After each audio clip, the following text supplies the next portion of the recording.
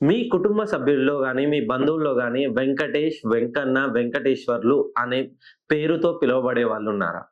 So, వీళ్ళు ఎలా ఉంటుందనంటే ఎవరైనా కష్టము అని తలిస్తే చాలు, ఆపదలో మేమున్నామంటూ అభయహస్తం ఇవ్వడానికి ముందుంటారు.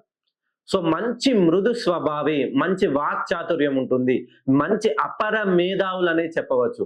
సో, వీళ్ళ జీవిత శైలి ఎలా ఉంటుందంటే, సాధారణంగా సింప్లిసిటీకి మారుపేరుగా ఉంటారు. హుందాతనంగా వీళ్ళ నడవడి గూడా హుందాతనంగా, దర్జాగా ఉన్న దాంట్లో రాయల్‌గా మెయింటైన్ జేస్తారు. కానీ వీళ్ళెప్పుడైతే మధ్యవర్తిత్వాలు చేస్తారో అటువంటి సమయాల్లో చాలా చిక్కుల్లో పడతారు. ఏదైనా ఒక విషయాన్ని పూర్తిగా విశ్లేషించి మరీ అనుసంధిస్తారు. మీరు ఏదైనా సమస్య వచ్చిందని వీళ్ళ దగ్గరికి వెళ్తే, వీళ్ళు వాళ్ళ దగ్గర లేకున్నా వేరే వాళ్ళ దగ్గర నుండి తీసుకొచ్చి మరి వేరే వాళ్ళకి సహాయం చేయడానికి ముందుంటారు.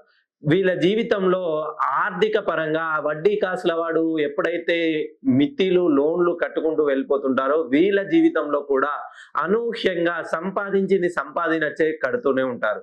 వీళ్ళు ఉద్యోగం చేస్తారు. ఆ ఉద్యోగంలో సంపాదనొస్తుంది. నెలకు 5,00,000 సంపాదించినా 6,00,000 ఈఎంఐ పే చేస్తారు.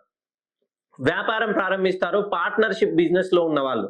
సో, పార్ట్నర్‌షిప్ బిజినెస్‌లో పెట్టుబడి కొన్ని వేలల్లో, లక్షల్లో వెచ్చిస్తారు. ఆ పెట్టుబడికి ఈఎంఐలు కట్టలేక చాలా ఇబ్బంది పడతారు.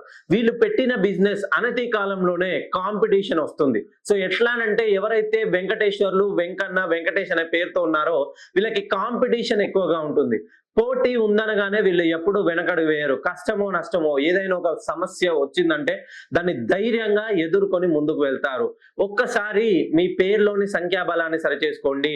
ఖచ్చితంగా మీరు ఆర్థికంగా నిలదొక్కుకునేలా నేను మీ పేరును కరెక్షన్ జేసి ఇస్తాను.